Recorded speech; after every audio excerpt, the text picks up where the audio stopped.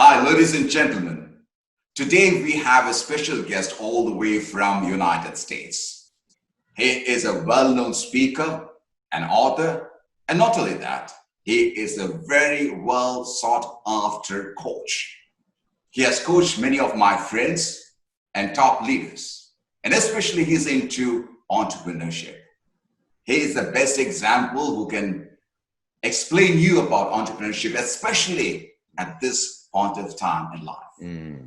Without ado, let me call upon a very good friend of mine, a great and well-known coach, Loren Michaels Harris. Hey, Hi, Loren. hey, everybody. Hey, how are you? Thank you so much, Farookh, for having me. Thank you Appreciate very much. Thanks. So, Loren, Absolutely. before we start, this is something which I would always like to state to my guests. We don't take any guest directly.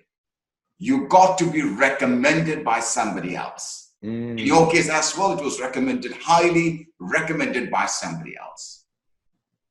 Tell me why people recommend you. Ooh, that's a great question. I've never been asked that before. You know, I can only guesstimate. I can only speak to that based on what I hope the reason would be. And it would be based on the same reason I would recommend you or any of the people that recommended me to you. And that is because, you know, when you meet people and you listen to them and there's that thing that lands, that resonance. You know, we were just talking off camera before we started here, and I said to you, the thing I love most about what we do is the truth.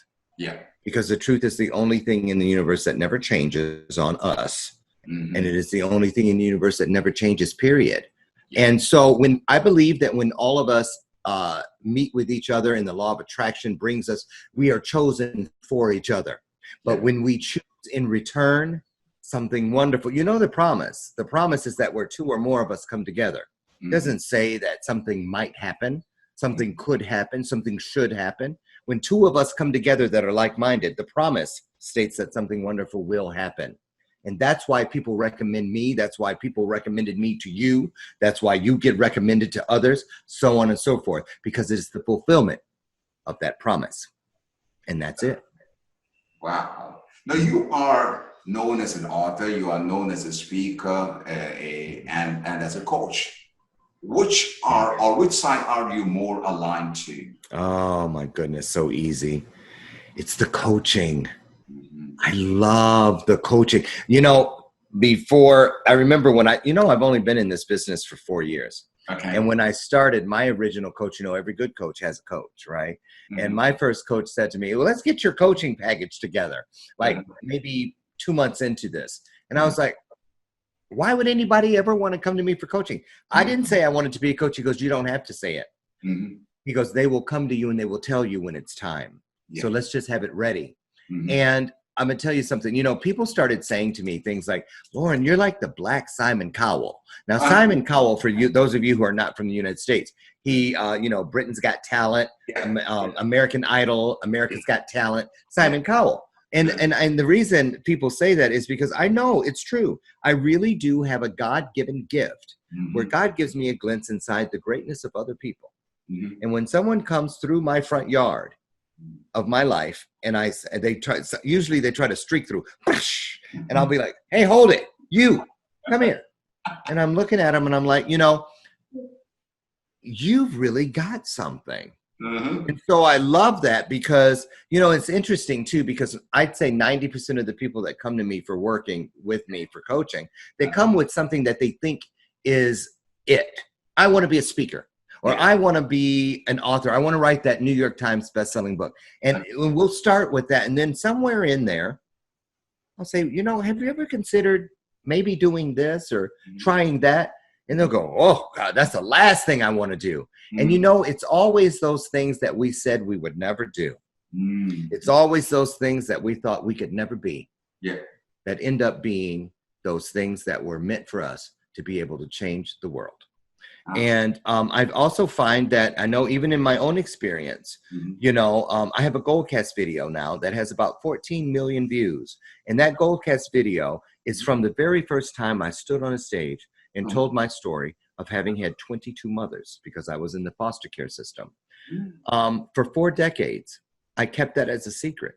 I was ashamed of it. It was my own scarlet letter. But the very first time that I stood and I told my truths in their fullness, look what happened. Look what it was. So I always say to people, that thing that you don't like the most about yourself, that secret, that shaming, whatever it is that you want to keep. You know that song that some kids sing in church, this little light of mine, I'm going to let it shine. Hide it under a bushel? No. I'm going to let it shine. There's a lot of truth in that, because when you let your light shine, it's not like you're on a, when you really do this thing, it's not like you have a flashlight from a vantage point. Over there. And because the further you are from the people, the smaller the light is, the beam of light. But when you are right there with them, the light spreads across the pathway. You're walking with them. So you can see completely to the left, completely to the right, and they're not alone. You can lock your arm with the person and say, come on, let's do this together. Absolutely. And that's what it really is all about. And when whatever you've lived through, whatever you've gone through, the key word in what I just said to you, lived through, gone through, 2 words are the same, through. Yeah. The only way you can get through something is because it is an opportunity. Yeah. Opportunities are windows and doors. Because you can get through them, because you can see through them. But walls, I don't believe in words that deceive. Wall talk. Oh, get over it. Find a way around it. Oh, maybe you can find a way to get from underneath it. That's a wall. I don't believe in walls. Have you ever heard, Farookh, have you ever heard of a wall of opportunity? Yes. I've never heard of a wall of opportunity.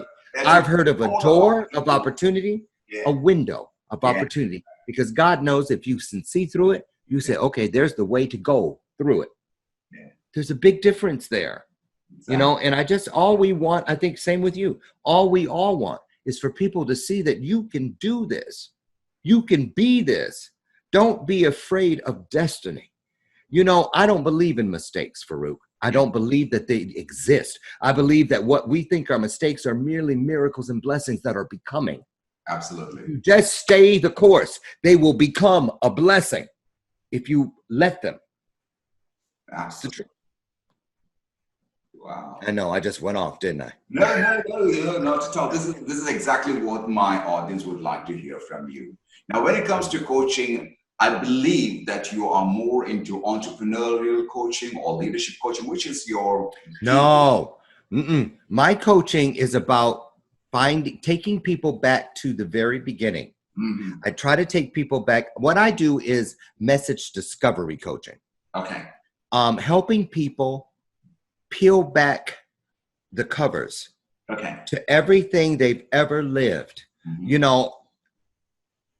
I was given away after a week. I was born, I was 7 days old, and I was given to another family temporarily. But they fell in love with me. And when they said, oh, we'll give him back in a couple months, they couldn't.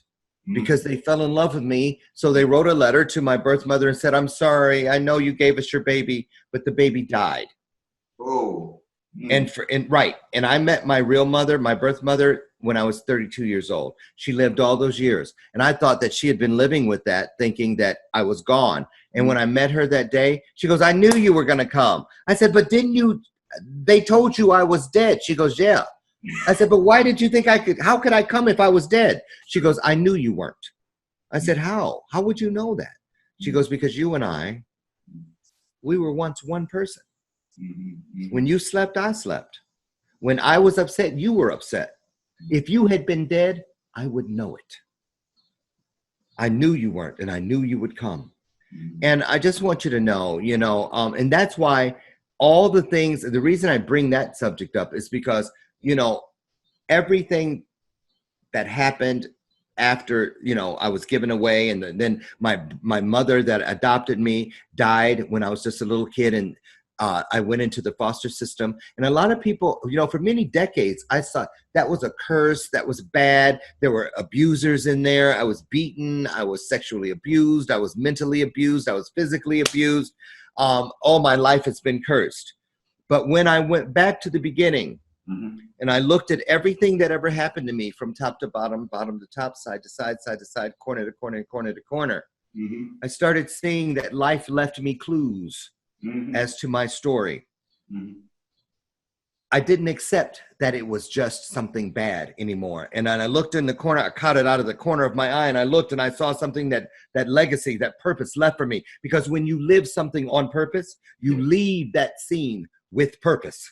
Exactly. Mother Teresa, every time she got on her knees in the streets of Calcutta, she didn't trip on accident and say, oh, I'm down here, let me wipe your wounds. She got down there on purpose. And every time she got up, because she did it the right way, she got up with even more purpose. She was a little bit straighter. She was a little bit stronger, because that's what purpose does. It makes you want to take everything you know and run out and give it away. Listen, here, have some of what I know to be true. And that started for me, and it made everything make sense. It made everything come together.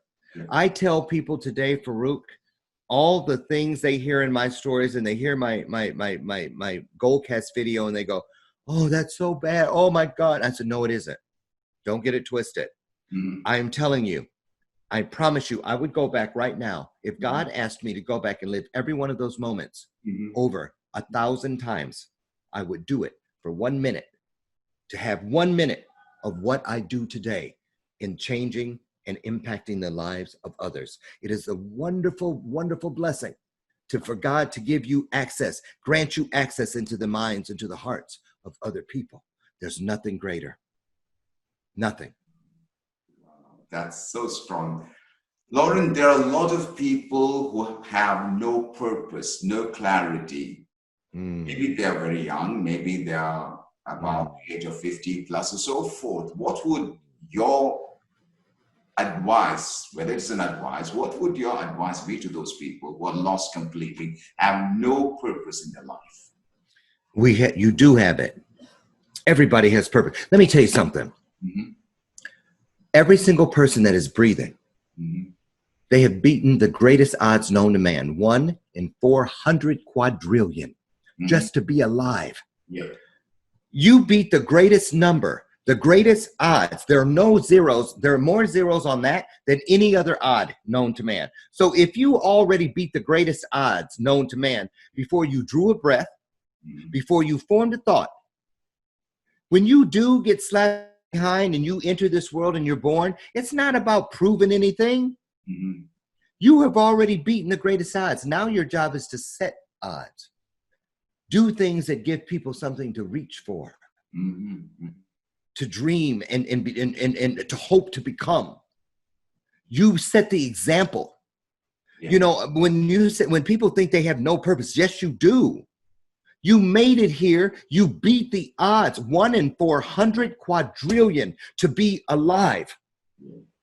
You can cross that off your bucket list. The moment you come into this world, you've done something.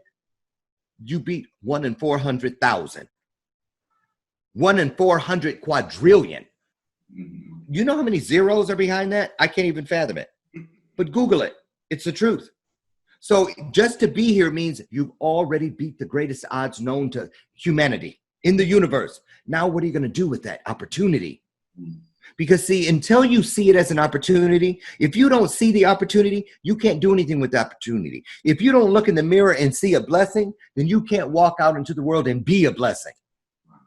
Because in order to be a blessing, you have to see a blessing. That's all it is. And you have to remember there are no mistakes in this universe. Everything that happens is a blessing or a miracle that is in the process of becoming. Give it time. Stay the course. Don't look. They always told us to keep your eye on the prize, the light at the end of the tunnel. No, you are the light that is within the tunnel. Because who said all tunnels are straight, A to B? What about tunnels that go like this? How can you see the light at the end of it if it goes all kinds of directions? You can't. My tunnel was different than yours. Your tunnel was different than hers. So it can't be the light at the end of the tunnel. You are the light that is within the tunnel.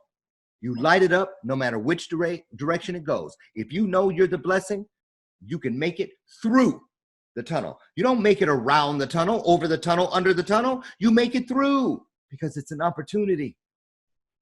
That's what it is. When you really lay all these things beside each other, you see that they all say the same thing. Yeah. They all lead to the same road. Yeah. Because the truth, the whole truth, and nothing but the truth, so help you. Who? God. The first, the last, always. The beginning, the end, the alpha, the omega. The first, the last, the begin. It's all the same. You just have to know it and stay the course. Wow. The only difference between you, Farookh, me, Oprah, Mahatma Gandhi, Mother Teresa, Martin Luther King, the only difference between any of us, the person on the street, the homeless, the only thing different between us is what we each choose to do with the same 24 hours. That's the only difference. Nothing else. Only the 24 hours. What are you going to do with it? Wow. It's the truth. Wow. You need to hit the bell now. Oh, sure will. Yeah, yeah. Wow. Loren, you have been conducting online programs and you have been coaching people from your studio. And I was really shocked when I came to know that you have a bunch of people from South India, one of the most popular universities in India, which is University of Manipal. You have done sessions with the students and the graduates in Manipal for 3 times. And yeah. Always love that you come back again. How was your experience? And what did you learn out of it? And what was the thing that you provided them? My experience, I can speak to that most. My experience was, I think I told you when it was, you know, I was on a Jumbotron there and I was on the road speaking somewhere. I think I was in New York and it was late and I was in my hotel room and I had a glass of wine sitting there and I was staring at all the students, you know, and I was like, and they were like frozen. I thought the screen was frozen. You know, I was like, you know, and I said, are you guys there? And they still didn't move. So I held up my wine and said, do you see this? And all of a sudden the room burst into applause. And I was like, oh, you guys know alcohol, right? And the thing about it was when they came up afterwards, one at a time to the microphone to ask me questions. And it wasn't until after that first time that it really moved through my spirit that what these kids wanted was proof that it was okay to dream. That's all they wanted, was someone to say, listen, it's okay to dream. It will happen. It can be. It's not about what it looks like on the outside. It's about what you see and feel from the inside. And I had no idea. You know, some of those kids told me what it took for them to get to that classroom, how far they rode a bicycle, or how long they were on a bus. Or the second time I spoke there, we had to wait 2 hours because the bus with 60 students broke down and they were begging, please don't start without us. And they asked me, would you mind waiting? And I said, no problem. And those kids that were, you know, the ones who were on the side of the road wondering if they were, it meant so much to them. They made me reconnect or connect in a way that I had never connected ever with my own value. So that was the most important thing. And though, you know, those kids, I laugh about it, I joke about it, but I will never be able to erase that picture of staring at the screen and really thinking that the screen was frozen. But they were so, because it was such an important moment for them. It was so important to them. And, you know, I want everyone to understand that, because one day, one of those, 2 of those, 4 of those, 12 of those, 100 of those kids will have someone else staring at them the same way, because they took maybe a little bit of what I gave that day, or a little bit of what you gave the next week, or a little bit of what they read or heard or caught out of the corner of their eye, because everything has a purpose. Everything has a number. It has a place. And when it all comes together for a person, it all begins to make sense. It becomes cohesive. And they go, oh, I get it. You know, one day, Farookh, you know, when you go and you do those things like that with those students, you don't get to see what happens. But one day, I believe I'll stand on a high hill somewhere, and what is greater than me will say, what do you see? And I'll say, I see gardens and vineyards and orchards filled with fruit and vegetables, and everything is so beautiful and bountiful. And something will say, every one of those things is because of a seed you planted. And I believe that it's a great thing that we don't know when we're planting it, because ego. Yeah. But the day will come where you get to see. And I just feel in my spirit that when I say, but how? And he says, you mean, and they'll show us. And I'll say, you mean all I did was open the door? But that was enough. Look what it did. But all I said was a kind word. That was enough. Look what it did. I only had $2 to give them, but that was enough. Look what it did. You know, it's the kind of thing, that's how you know when you're living within purpose. Because the first thing is, you can't wait to run and give it to somebody else. You don't want it just for yourself. You want to give it away, away, away. There's nothing greater. Nothing greater. And everything you learn, you must learn to reinvent blame. Every person that abused me or hurt me, I had 22 mothers, but I know today that every single one of those women played the role they were chosen to play in my life. Every abuser, every person that hurt me, they played a role in my life. And I had to learn how to reinvent blame. Instead of saying, I blame you for this and that and the other, I now blame every abuser for giving me the voice I have today to change abuse in the lives of foster children and adoption. You know, I had a drug addiction for 14 years. And now today I reinvented blame. So I blame that drug addiction for giving me a voice of authority to go and tell people that you don't have to stay there. You can make it out. I blame you for giving me these opportunities. Everything that people said was bad or a curse or I thought was, why me? Oh, this is horrible. No, I reinvent blame. I don't blame you for anything bad. I blame you for these wonderful God-given opportunities. So really, I'm thanking you. I'm thanking you. You know, because there are, again, the only way to blame, if you know that there are no mistakes in this universe, only miracles and blessings that are becoming, the only way to blame is to reinvent it. And blame it. I blame you for all this good. So it's really a thank you. That's really what it is. Wow. Yeah.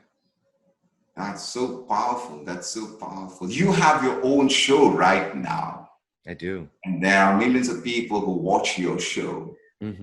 Let's talk about your show. Tell me more about your show.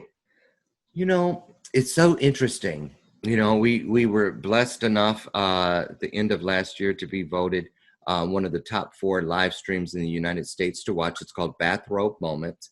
And the name in and of itself is so interesting because I was right here in this very room at the beginning of this career 4 years ago.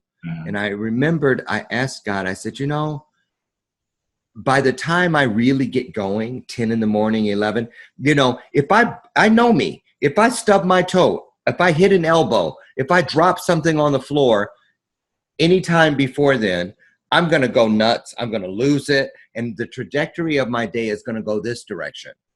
God, I need something early to help me start my day on a path of being of service to others. And I was standing right here in a bathrobe with a cup of coffee. Okay. And I heard what is greater than me say, then sit down and go live on your phone. I said, but I don't have a green screen. I don't have a microphone. I don't have earphones. I don't even have a stand to put my phone on. And I heard the voice say, but you have a message. Sit down, go live. All you have to do is do what you do today, tomorrow, try to make it a little bit better. Look for the ER. I will give it to you. And I said, the ER? Yes. If today was great, I will help you make tomorrow greater. If today you were smart, tomorrow I will make you smarter. Mm-hmm. If today you were kind, tomorrow I will make you kinder. Mm-hmm. I will give you the ER to put on the back end of everything you do. And I sat down and I opened it, and I'm not kidding you. For the first month, when the memories come up on Facebook, 3 years ago, you'll see me walking around with the phone, and people say, stand still, Loren, you're making us sick. We need Dramamine. Or someone will say, why do you have the phone so close? I was like this. And then it turned into this show where here we are 4 years later, hundreds and hundreds of guests. And it all started because I said, can I have something to do early? Mm-hmm. I want my day to be the best it can be. I want to be of service. And that's what he told me to do. That's what God told me to do. Sit down and call it bathrobe moments. Mm-hmm. And that's what I've been doing for 4 years and never missed a day. Wow. Yep, never missed a day. That's so powerful. And we want to invite you to come and have a talk with my entire team. And that's going to wait. A couple of weeks. And they would be really, really happy to see this interview, because there's a lot of lesson that we can learn from a different perspective, because each and every guest, those who come to our studio, they have different messages, and you have an entirely different message that's so powerful. Oh, before we end up, here's one last question to you. Mm-hmm. What is that you want to tell to the world in 2 sentences? Keep going. Just keep going. Because if you stop going, it's over. Mm-hmm.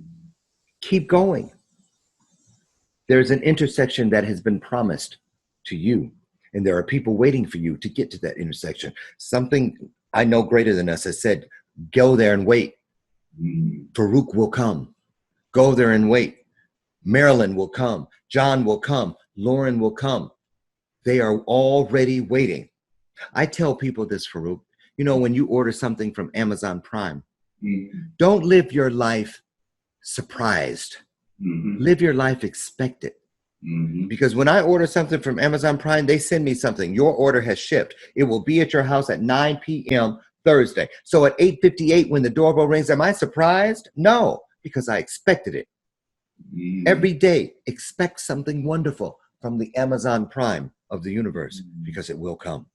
I promise you, it'll come. Wow, that was so powerful. Ladies and gentlemen, Loren Michaels Harris.